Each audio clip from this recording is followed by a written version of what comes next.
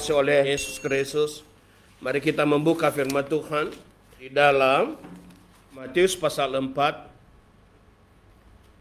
ayat 12 sampai dengan 17. Demikian firman Tuhan kepada kita. Saudara-saudara, jemaat yang dikasihi oleh Tuhan Yesus Kristus, hari ini kita belajar tentang satu tema yang sudah familiar, yang sudah dikenal oleh banyak orang dari sepanjang sejarah gereja sampai saat ini, yaitu kamu garam dan terang dunia.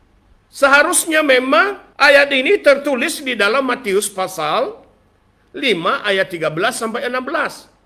Lalu apa hubungannya dengan Matius pasal 4 ayat 12 sampai dengan 17? Hubungannya adalah bagaimana caranya menjadi garam dan terang dunia. Itu sebetulnya hubungannya di sana. Ada amin, Bapak Ibu? Nah, oleh karena itu tentu firman Tuhan ini harus kita lihat dari latar belakangnya. Harus kita lihat dari mana sejarahnya. Lalu kemudian tujuan dan maksud dari kebenaran firman Tuhan itu. Lalu bagaimana penerapannya di dalam kehidupan kita. Pertanyaannya, bagaimana cara kita menjadi garam dan terang dunia? Saya mencatat 5M. Apa itu M yang pertama?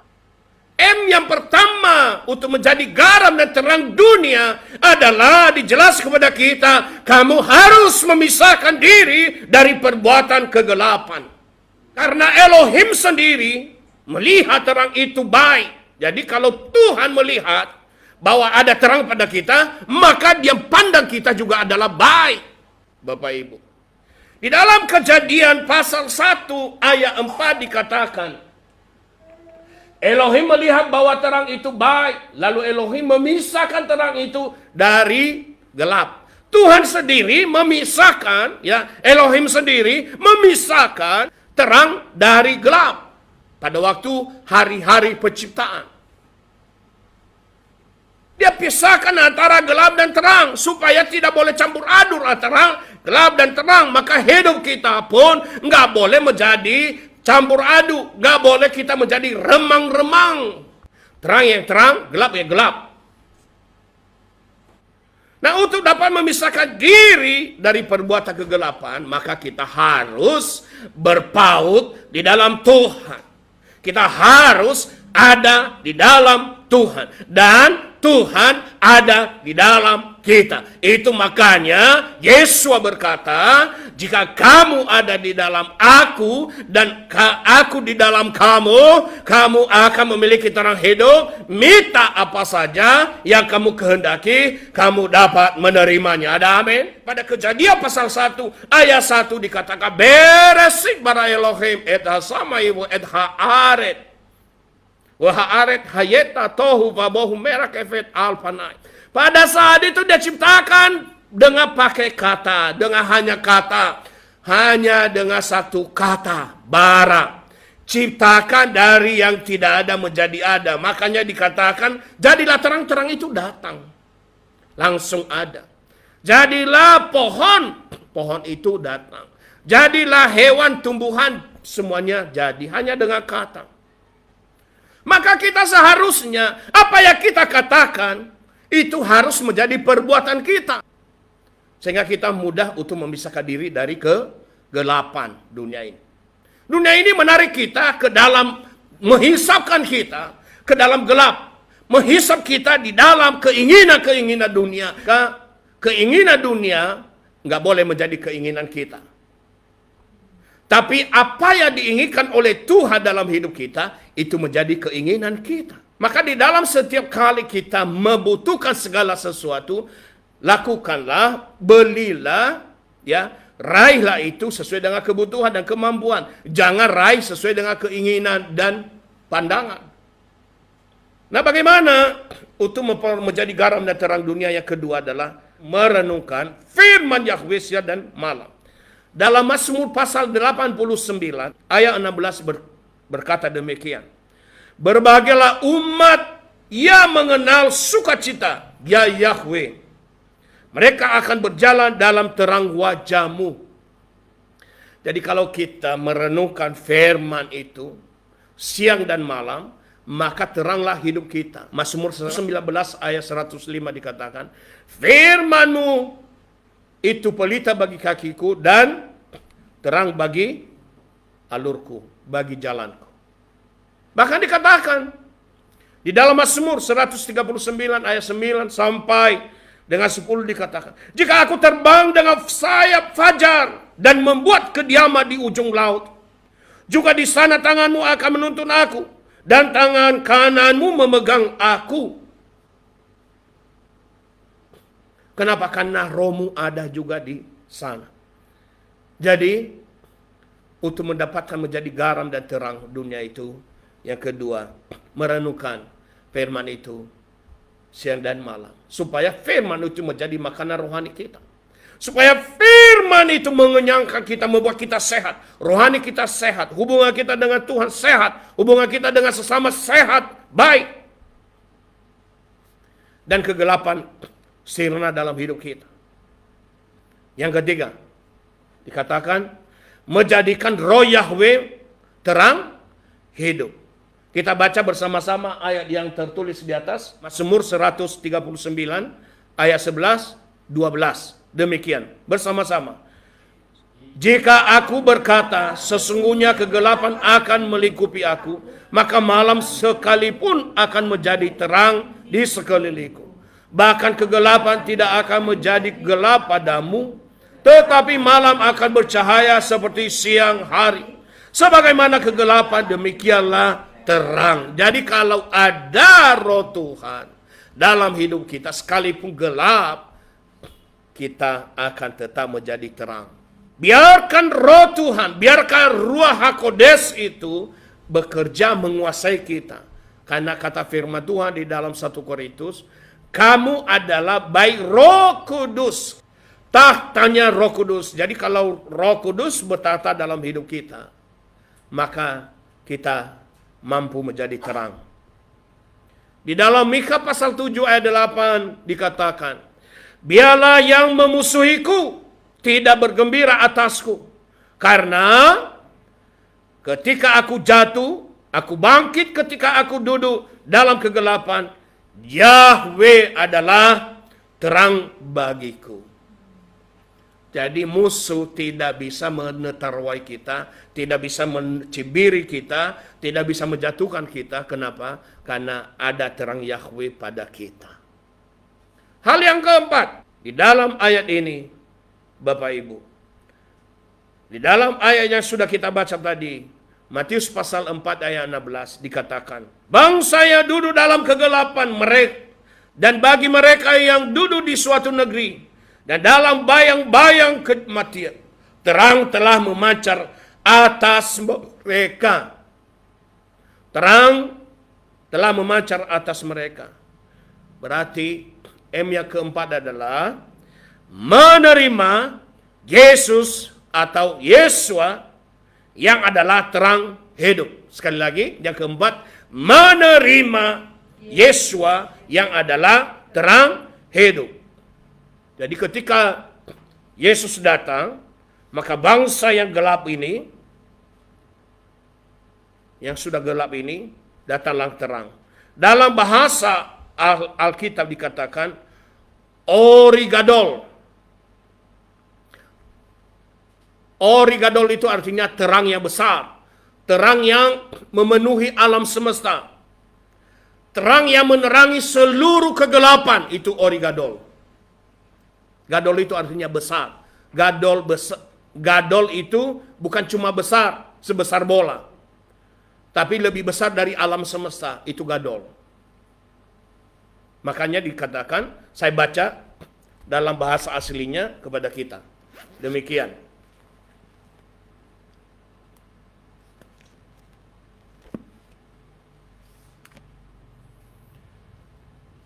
Ya, dalam bahasa Ibrani, Ha'am itu artinya umat atau bangsa.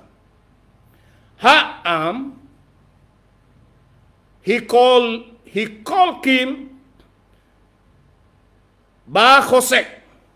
Hikolki bakose artinya umat atau bangsa yang hidup dalam kegelapan. Bahosek gelap. Ra'u melihat. Ra'u itu melihat. Ra'ut or gadol. Umat yang hidup dalam gelap telah melihat terang yang besar. Ya, terang yang besar. Ra'u or gadol. Yis Bay Beeret telah melihat terang yang besar yang menerangi alam semesta. Eret itu artinya bumi, alam semesta. Talma wet or naga Elaihem. Jadi telah melihat terang yang besar dan menerangi mereka. Sehingga mereka bisa melihat terang yang ajaib itu. Oh, ini luar biasa. Ini sangat dalam. Jadi bangsa yang hidup dalam kegelapan telah melihat terang yang besar. Kenapa? Terang yang besar ya dari sorga itu telah datang menerangi kegelapan itu. Maka kita harus menerima dia sebagai Tuhan dan Juru Selamat kita secara pribadi. Kenapa? Karena minggu lalu kita udah membahas. Di dalam Yohanes pasal 1 ayat 4 dikatakan, dalam dia ada hidup dan hidup itu adalah terang manusia. Kemudian Yohanes 3 ayat 19, dan inilah hukuman itu, bahwa terang sudah datang ke dalam dunia, tetapi manusia lebih mencintai kegelapan daripada terang itu, karena perbuatan-perbuatan mereka yang jahat. Seharusnya kalau kita sudah menerima Yesus sebagai Tuhan dan Juru Selamat, menghindarkan diri, menjauhkan diri, ya, meninggalkan semua yang jahat, meninggalkan semua perbuatan-perbuatan yang jahat. Karena Yesus yang kita sembah, dalam Yohanes 8 ayat 12 dikatakan, selanjutnya Yesus berbicara lagi kepada mereka dengan mengatakan, aku adalah terang dunia. Ani ori haeret. Aku adalah terang dunia. Ani ori wa haeret. Siapa yang mengikut kepadaku, ia sekali-kali tidak akan berjalan dalam khosek, dalam kegelapan yang gelap, melainkan akan mempunyai or khayim, memiliki terang kehidupan. Or khayim, memiliki terang kehidupan. Dan selama ada Yesus dalam hidup kita, kita punya terang itu. Karena Yesus katakan, selama aku berada di dunia, akulah terang dunia. Yohanes 9 ayat 5. Luar biasa. M-nya kelima. Apa itu M-nya kelima? M-nya kelima di dalam menjadi garam dan terang dunia ini. Jadi Bapak Ibu, tema yang disajikan kepada kita di dalam kitab Matius pasal 5 ayat 13 sampai dengan 16, perikopnya adalah kamu adalah garam dan terang dunia. Itu sebetulnya menjadi satu tema, bukan dua tema. Menjadi satu tema, menyatu antara terang dan garam. Kenapa dikatakan kamu adalah garam dan terang dunia? Karena kita ingat yang kelima. Yang kelima di dalam bagaimana menjadi garam dan terang, yaitu memelihara perjanjian garam dari Yahweh Elohim Israel. Itu tercatat di dalam Imamat pasal 2 ayat 13. Nah, setiap persembahan yang berupa persembahan sajianmu haruslah engkau garami, dan engkau tidak boleh menyingkirkan garam perjanjian Elohimmu dari persembahan sajianmu. Haruslah engkau mendekatkan garam pada setiap persembahanmu. Apa itu garam perjanjian? Memelihara perjanjian garam dari Yahweh Elohim. Apa itu garam perjanjian? Garam perjanjian artinya apa? Persembahan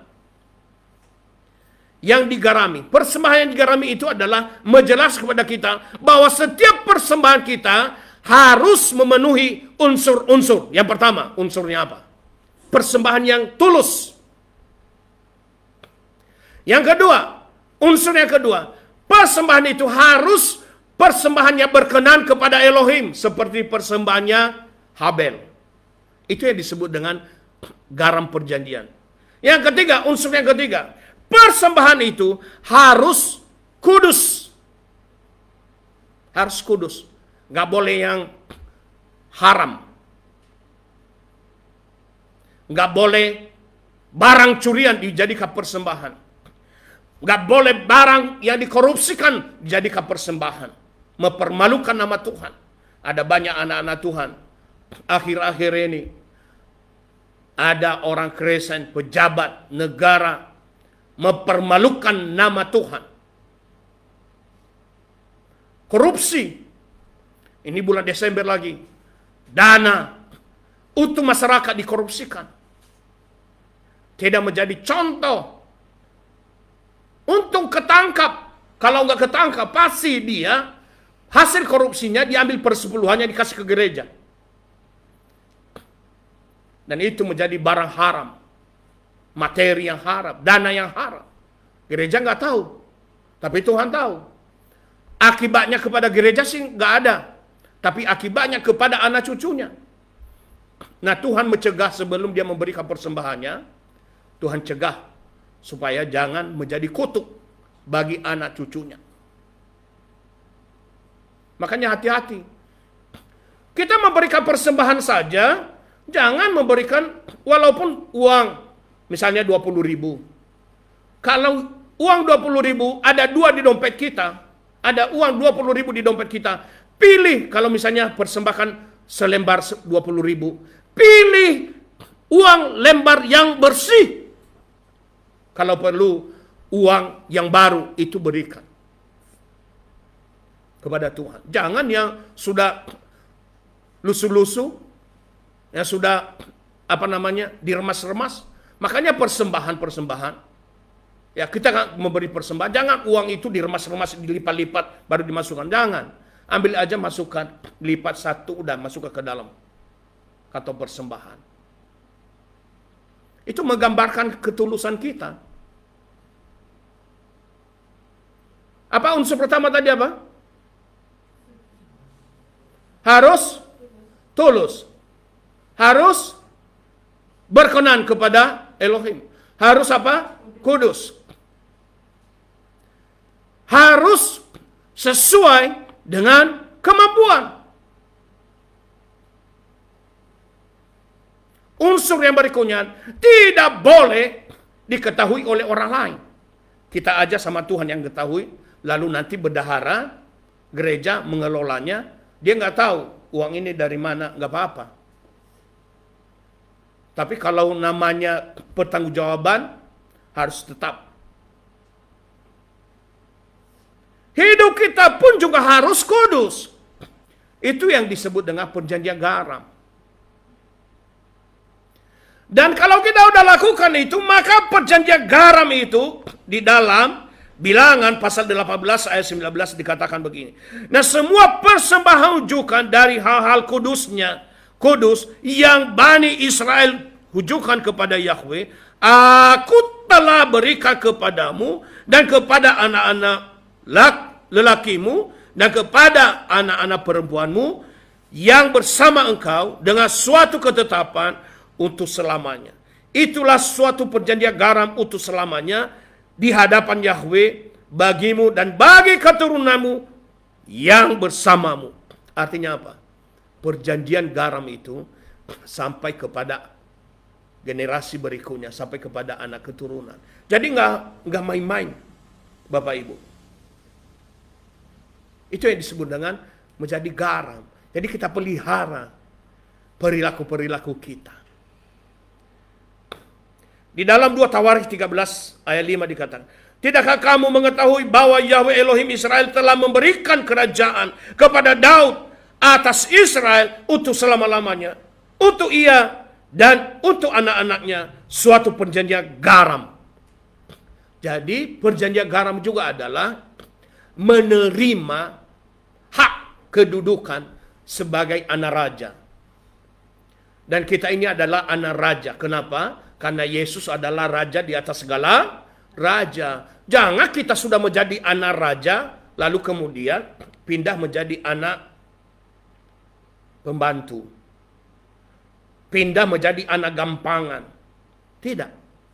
Kalau anak raja itu punya wibawa, punya integritas, punya karakter, punya kekuatan, punya syarat-syarat yang baik dalam hidup.